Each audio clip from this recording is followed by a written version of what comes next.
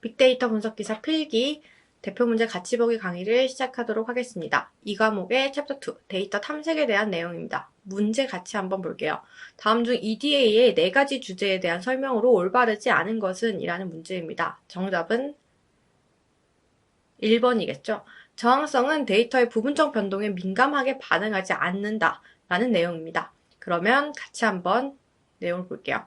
우선 EDA라는 거는 이 그림을 봤을 때 저는 원 데이터를 한번 봤을 때 이런 식으로 연도별로 한번 쪼개봤어요. 예를 들어서 한 해에 요새 뭐 이상기후들이 많은데 이상기후로 인한 피해 방지 예산을 짤 거다. 그래서 그간에 기상이변으로 인한 피해 방지로 사용된 돈을 한번 봤는데 2018년에 엄청나게 금액이 많았어요. 그렇죠. 그렇다면 저는 이 데이터를 보고 생각을 하는 거예요. 그러면 2018년 거는 다른 연도와 동일하게 보면 안 되겠다. 뭐 2018년은 2018년의 모델을 따로 만들어야 되겠다. 또는 19년도와 22년도, 2018년도의 차이에 대해서 먼저 탐구를 해야겠다라는 거죠. 다양한 생각들을 할 수 있습니다. 즉 EDA는 이러한 과정인데 데이터 분석의 첫 단계로 데이터의 형태나 구조, 변수 간의 관계를 파악하고 이해하는 과정입니다. 데이터가 이제 무엇을 말하려는지, 데이터가 어떤 특성을 갖고 있는지 그런 분포와 값을 알게 됨으로써 잠재적으로 발생할 수 있는 문제에 대해서 인식을 하는 거죠. 그래서 우선 탐색적 분석이 기반이 되어야 데이터의 특성이나 변수 간의 관계를 이해할 수 있고요. 모델링 방향을 설정하는 데도 도움이 됩니다. 그렇다면 이 탐색적 데이터 분석의 4가지 주제에 대해서 같이 한번 보도록 할게요. 우리 시험은 사지선다예요. 4가지 주제라고 하면은 시험 문제 나오기 굉장히 좋겠죠? 그리고 데이터 탐색의 기초는 모든 데이터 분석의 시작이기 때문에 중요한 내용이기도 합니다. 첫 번째는 저항성입니다. 수집된 자료 일부가 손상이 되었을 때도 영향을 적게 받는 성질이라고 얘기를 합니다. 그래서 우리가 어떤 평균값을 내기보다는 저항성이 큰 중위수를 대표값으로 선호하게 대표로 설정하는 것이 바로 저항성의 좋은 예입니다. 잔차 해석입니다. 두 번째 잔차 해석은 관찰값들이 주 경향에서 얼마나 벗어났는지 그를 의미하는 잔차를 구하는 작업입니다. 그래서 실제가 기대랑 어떻게 다른지를 한번 보는 거죠. 그래서 아까 그 그래프를 봤을 때 2018년도가 평균과 다른 연도와 큰 차이가 났죠. 그래서 이게 왜 그럴까? 이거는 잔차 해석에 대한 주제였다라고 생각하면 좋을 것 같아요. 세 번째는 자료 재표현입니다. 데이터의 분석과 해석을 심플하게 간단하게 하도록 적당한 척도로 바꾸는 것을 얘기를 하게 됩니다.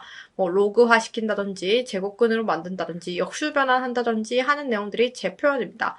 같은 것이라도 달리 나타내서 그 편차를 크게 확인을 한다든지 아니면은 또 뭐 어떤 곳은 킬로그램인데 어떤 곳은 다른 단위를 사용한다든지 하면은 우리는 같은 척도로 바꿔줘야 비교가 가능하겠죠?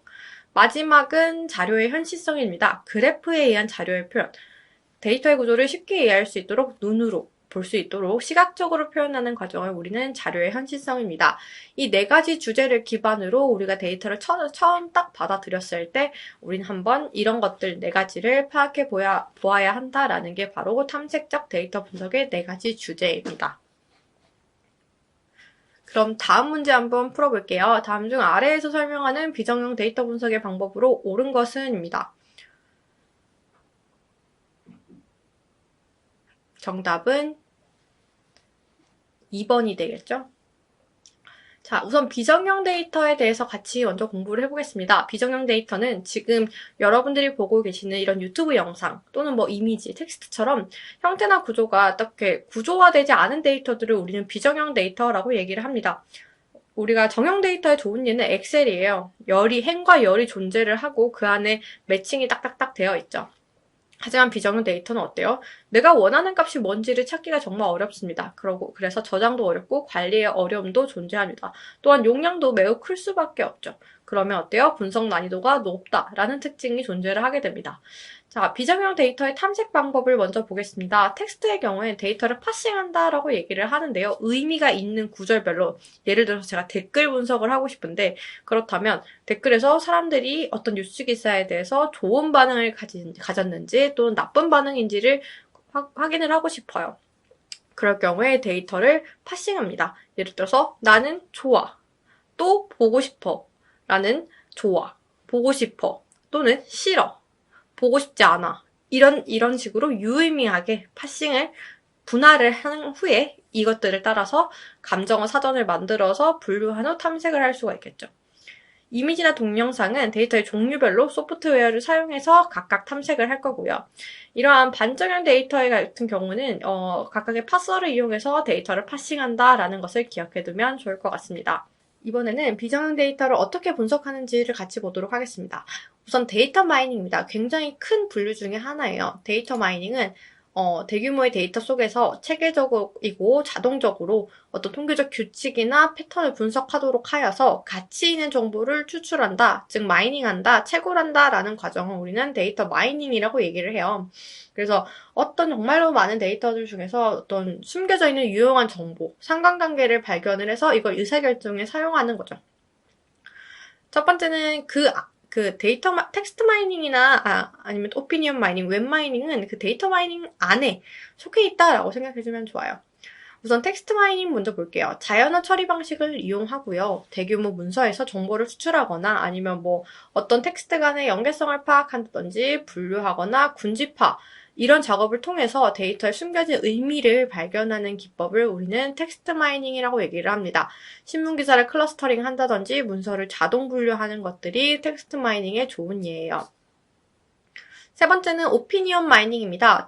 텍스트 마이닝의 한 분류라고도 얘기를 할 수 있고요. 어떤 주제에 대해서 사람들의 의견을 좀 통계화시켜 보는 거예요. 그래서 감정 분석이다. 사람들의 감정을 분석하니까요. 그래서 감정 분석이라고도 불립니다. 마지막이 웹 마이닝입니다. 대량의 로그 기록, 웹사이트의 로그 기록을 기반으로 해서 정보를 수집해서 패턴을 도출을 합니다. 그래서 어떻게 사용되냐면 정보를 필터링 한다든지 기술 개발을 감시하든지 아니면은 어떤 네이버를 예로 들었을 때 어디에다가 배너를 설치했더니 사람들이 클릭을 많이 하더라 이런 이용도 분석에도 사용이 가능합니다. 이상으로 이번 강의를 마치도록 하겠습니다. 감사합니다.